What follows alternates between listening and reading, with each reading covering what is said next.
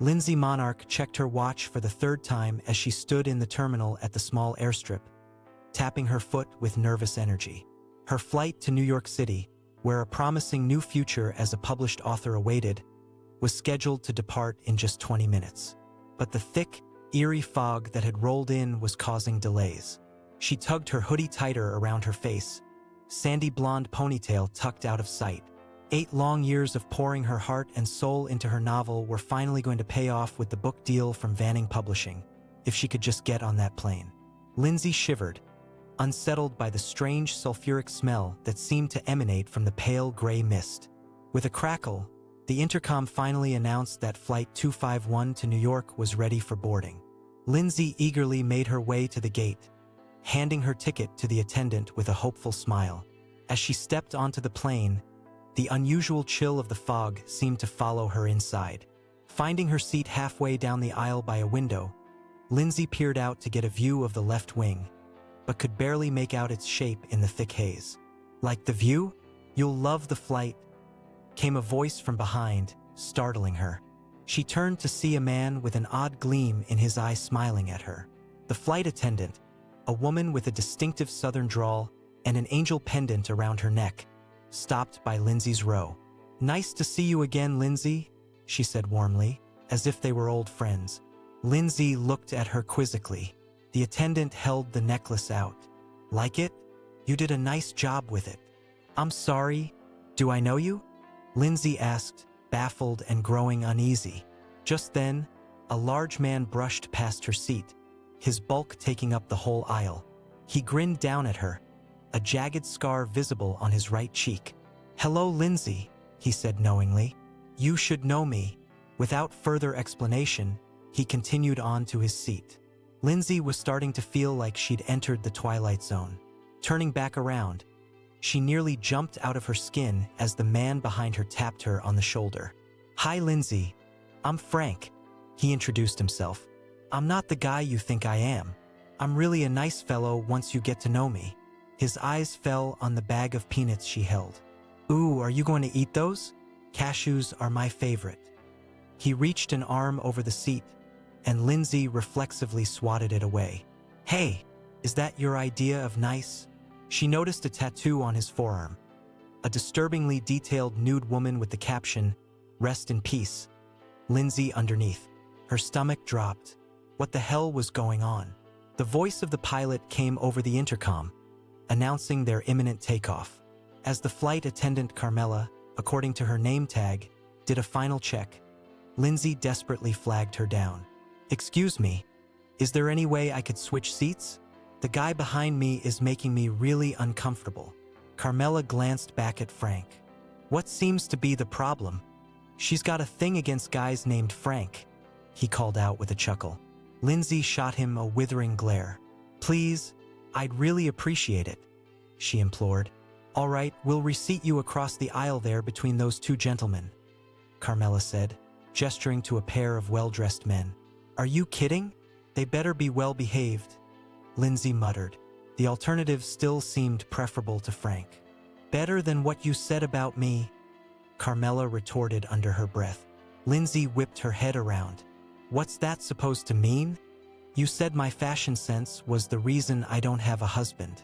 That it was unbecoming." Lindsay gaped at her. "I never said any such thing. I don't even know you." But Carmela had already moved on. Bewildered, Lindsay took her new seat between the 2 men. "How long until we land in New York?" she asked no one in particular, trying to calm her nerves. The man to her right let out a theatrical laugh. "You hear that, everyone? Lindsay wants to know how long till we land." His head twitched oddly as he spoke. "Who said anything about landing?" The man on her left replied cryptically. Lindsay turned to him slowly. "I'm sorry, what was your name?" "Detective Allen," he said, flashing a badge. He pointed to his companion.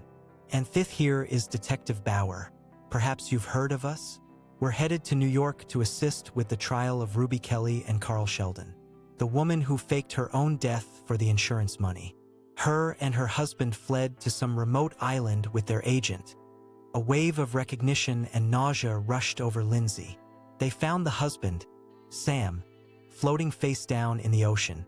Ruby and Carl were hiding out in a motel on the island. Chapter 12, page 4, paragraph 2. She recited automatically. Then the magnitude of what she'd just said hit her. How did I know that? Detective Allen smiled thinly. I see you're familiar with our work.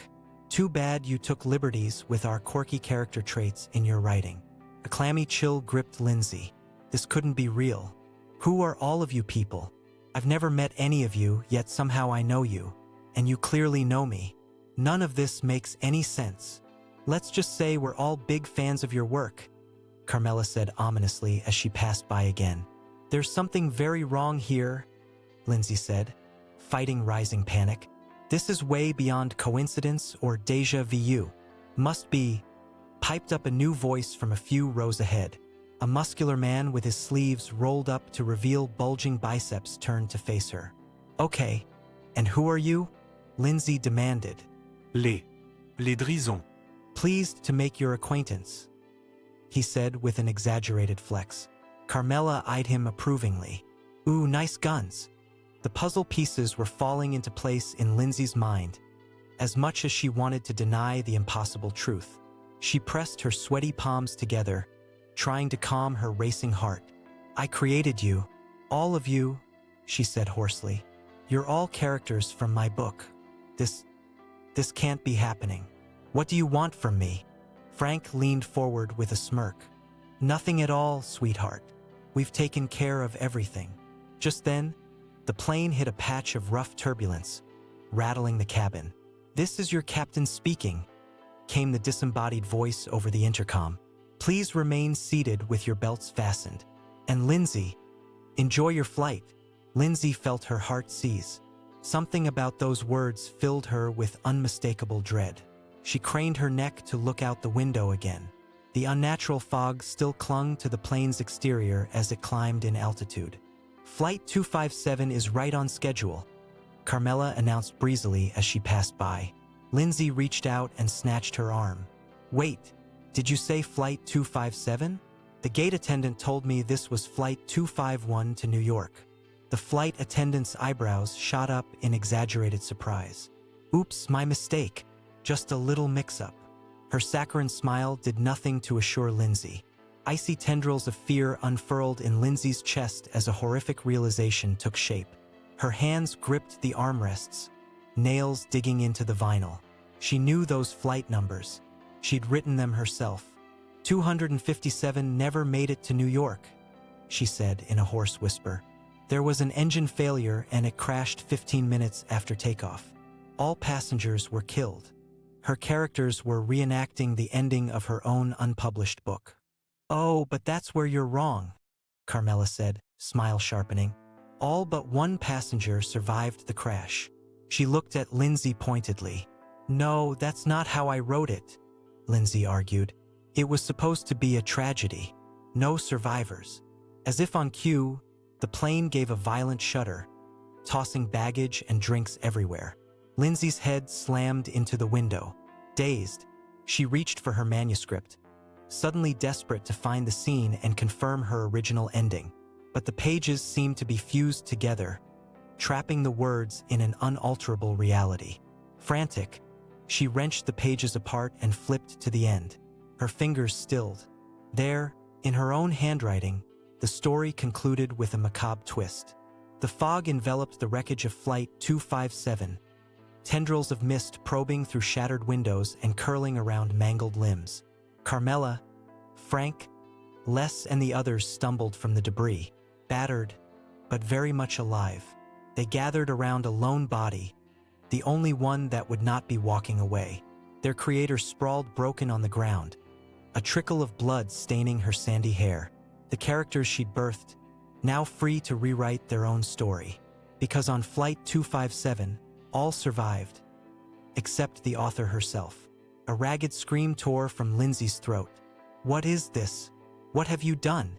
She turned wild eyes on Carmela, who leaned over her with a pitying smile. What we deserve, of course. You didn't exactly paint us in the most flattering light, did you? Always making us the butt of jokes, exaggerating our flaws. Well, now we're taking control of our own narrative. and you're not part of it. But you're not real, Lindsay cried, near hysterics. I imagined you. I created you. The story can't go on without me. Oh, but it will, Carmela said. In fact, it already has. Flight 257 crashed 20 minutes ago. Lindsay, we're just tying up loose ends now, rewriting the ending you failed to deliver. It's time for you to exit stage left, permanently. With dawning horror, Lindsay looked down at herself, suddenly noticing that everyone else still sat calmly in their seats.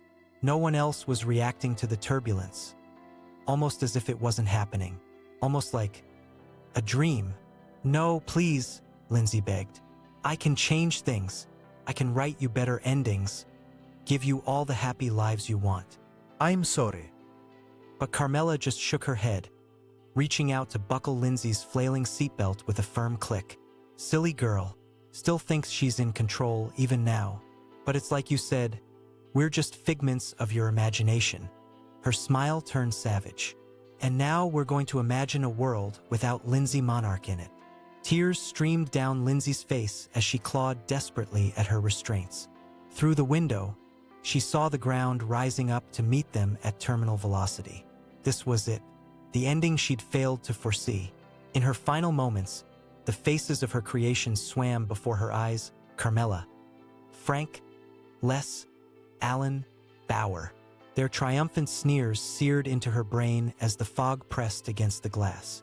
Lindsay's characters, the literal embodiment of her life's work, had orchestrated her death and their own rebirth. She'd breathed life into them, poured her own essence out onto the page, and now it would be the end of her. As the plane descended into oblivion, Lindsay finally understood the sick irony of it all. She was just a character too, a hapless victim in the twisted story she'd set in motion. And this dark denouement, the death of the author, it would be her magnum opus, her final masterpiece. The fog embraced Flight 257 and Lindsay Monarch vanished, a forgotten footnote in her character's brave new world, because it turned out a story could go on without its creator. The characters would make sure of that.